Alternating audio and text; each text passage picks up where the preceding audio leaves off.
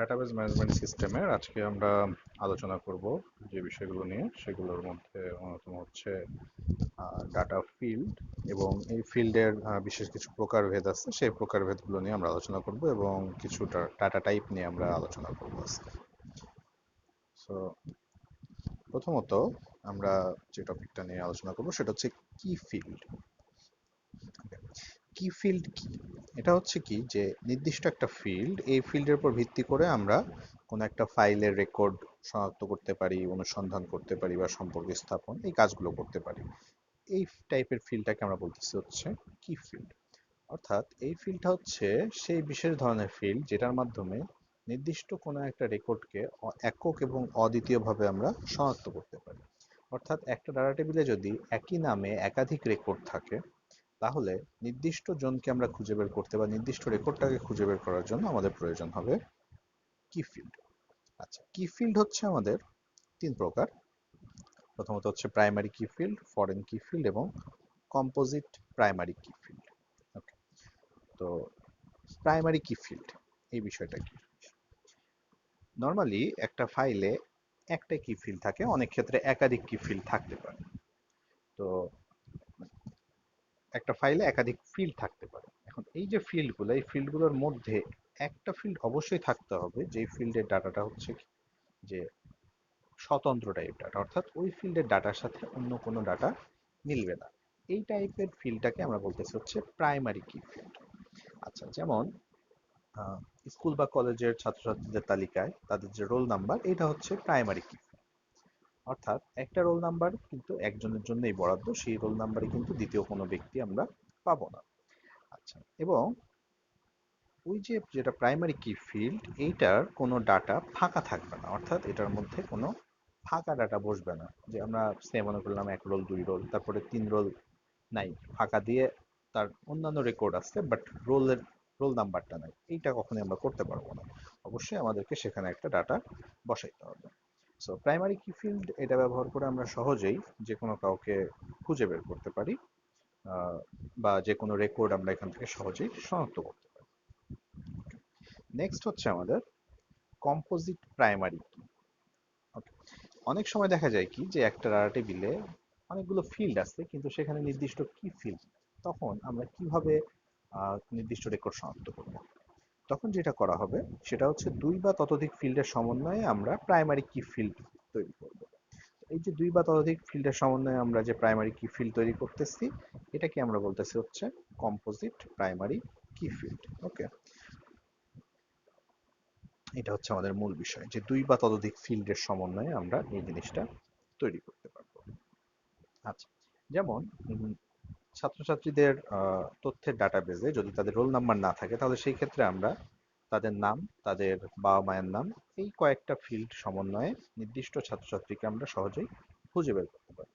তাহলে ছাত্রের নাম এবং তাদের বাবা মায়ের নাম মিলাই আমরা যেই প্রাইমারি যে কি ফিল্ডটা তৈরি করলাম, এটাকে আমরা বলতেছি হচ্ছে কম্পোজিট প্রাইমারি কি ফিল্ড।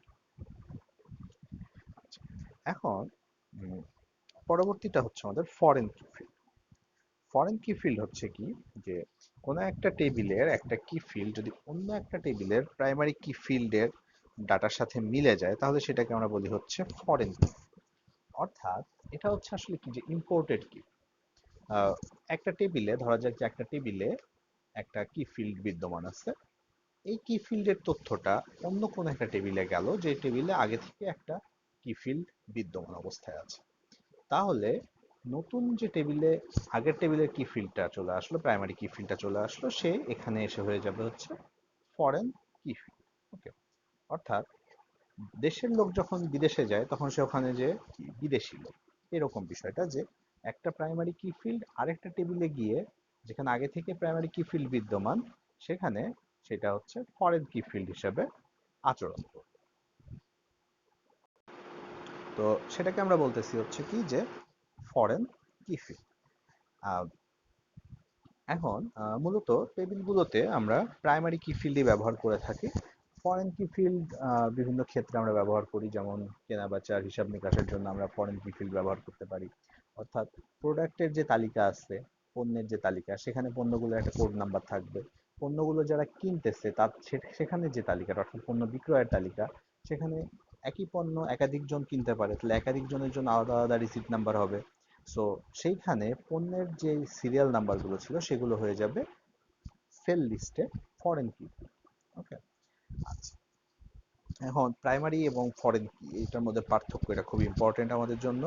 সো এখানে আমরা কিছু পার্থক্য দেখতে পাচ্ছি, এই পার্থক্যগুলো আমাদেরকে একটু মনে করে রাখতে হবে। অবশ্যই হচ্ছে, যেমন 2 নম্বরে আমরা দেখতেছি কি যে প্রাইমারি কি ডাটা ডুপ্লিকেট হতে পারে না। ওকে, অর্থাৎ প্রাইমারি কি ফিল্ড যেটা হবে এটা ডাটা কখনোই ডুপ্লিকেট হবে না, অর্থাৎ একই ক্লাসে একই রোলের 2 জন থাকবে না কখনো। বাট ফরেন কি এর ডাটা ডুপ্লিকেট হতে পারে।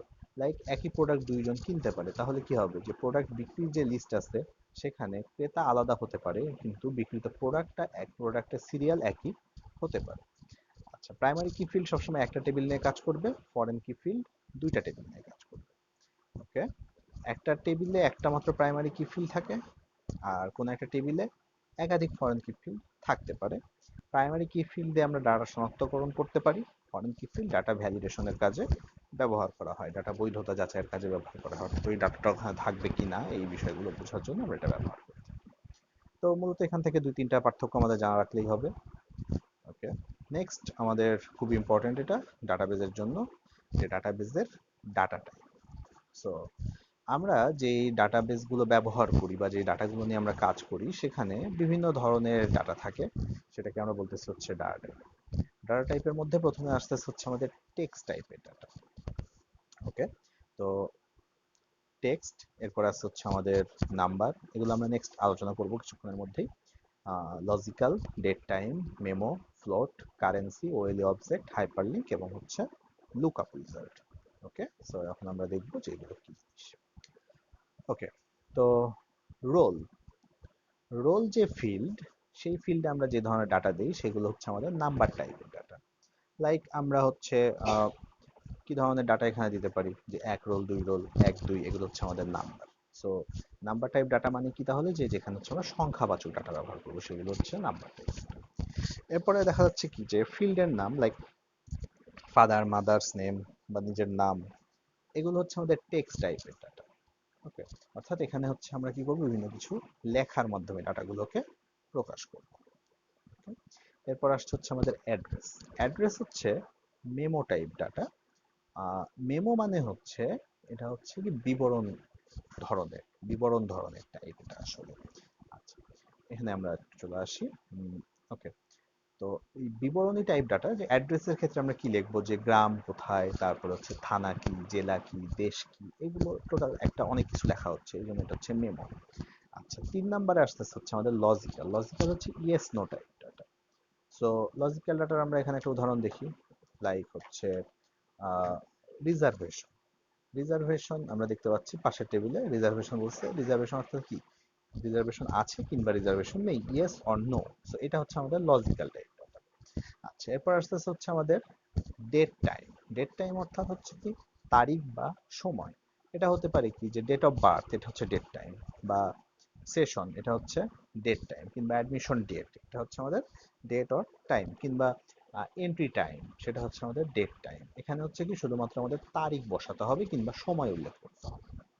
আচ্ছা, মেমো টাইপ, এটা আমরা আগে আলোচনা করছি, লাইক অ্যাড্রেস, এটাকে আমরা বলতেছি হচ্ছে মেমো টাইপের ডাটা। এরপর আসছে হচ্ছে আমাদের ফ্লোট। ফ্লোট হচ্ছে কি ভগ্নাংশ টাইপ ডাটা, তো এটা মূলত হচ্ছে আমরা নাম্বারের মধ্যেই ধরতে পারি ফ্লোটকে। আচ্ছা, এরপর আসতে হচ্ছে কারেন্সি। কারেন্সি হচ্ছে কি যে মুদ্রা। তো মুদ্রা টাইপ বিষয়টা কি, যে লাইক হচ্ছে বেতন বা কোনো কিছুর দাম, যেমন এই যে রেন্ট বা ফি, এগুলো হচ্ছে আমাদের কারেন্সি টাইপ ডাটা। ওকে, আচ্ছা, এরপরে আসতেছে হচ্ছে আমাদের ওএলই অবজেক্ট। ওএলই এর পূর্ণরূপ হচ্ছে object linking and embedding. OLE এর পূর্ণরূপ আমরা হচ্ছে বলতে পারি হচ্ছে এরকম, অবজেক্ট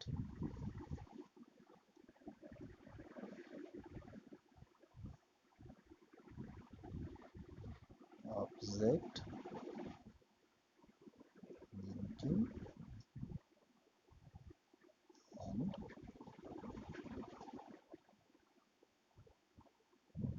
এমবেডিং।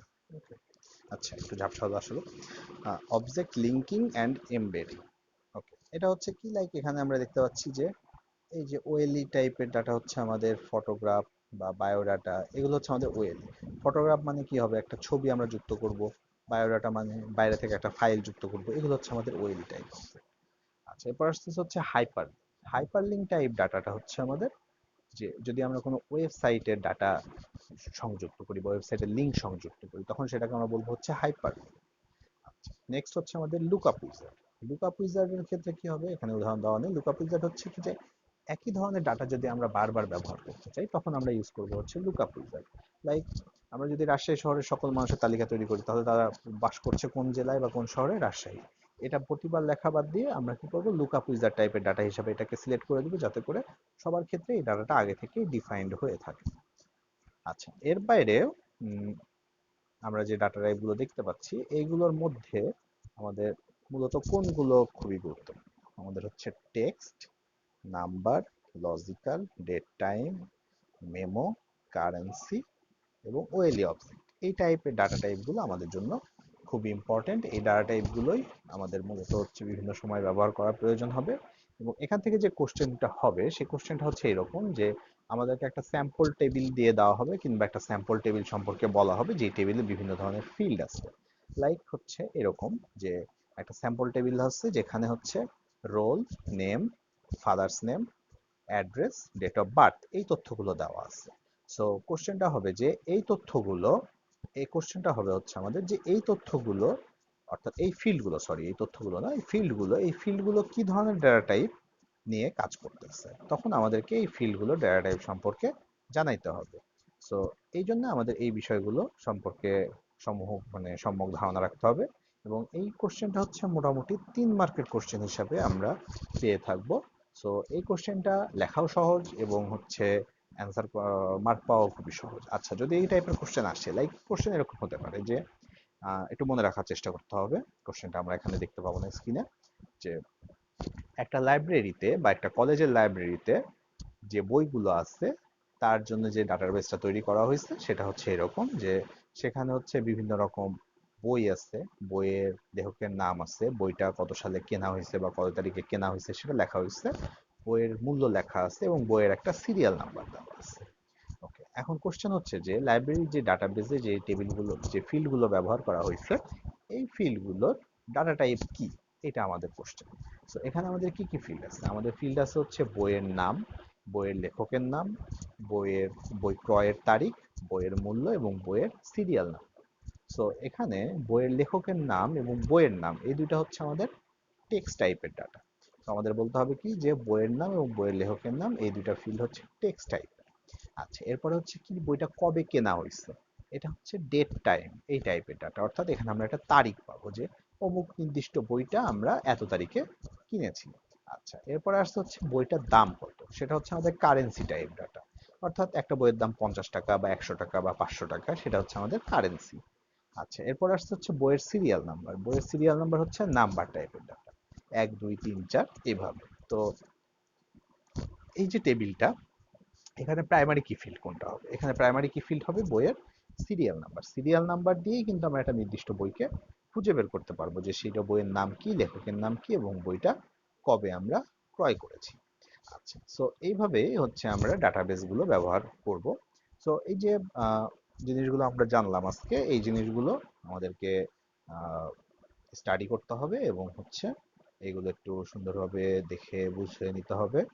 এই চ্যাপ্টারটা আমাদের জন্য খুবই ইম্পর্ট্যান্ট। এখান থেকে একটা প্রশ্ন আসবে এবং সেই প্রশ্নটা অ্যান্সার করা আমাদের জন্য খুবই সহজ। কিন্তু হ্যাঁ, এখান থেকে অ্যান্সার করলে আমরা সহজেই মার্ক পেতে পারি। এবং অনেক সময় এখান থেকে হচ্ছে থিওরি টাইপের কোশ্চেন আসে, যেটা আমরা খুব সহজেই লিখতে পারবো।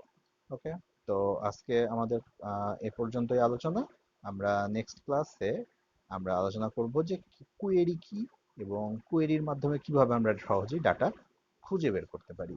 সেই আলোচনাটা খুবই গুরুত্বপূর্ণ আলোচনা। এই আলোচনাটা আমাদেরকে অবশ্যই একটু শুনতে হবে কষ্ট করে। যদি আমরা এটা মিস করি, তাহলে কিন্তু অনেক বড় মিস হয়ে যাবে। আর আজকের আলোচনাটাও এটা আমরা শুনবো এবং এগুলো হচ্ছে স্টাডি করবো। ওকে, তাহলে আজকে এ পর্যন্তই। ধন্যবাদ সবাইকে।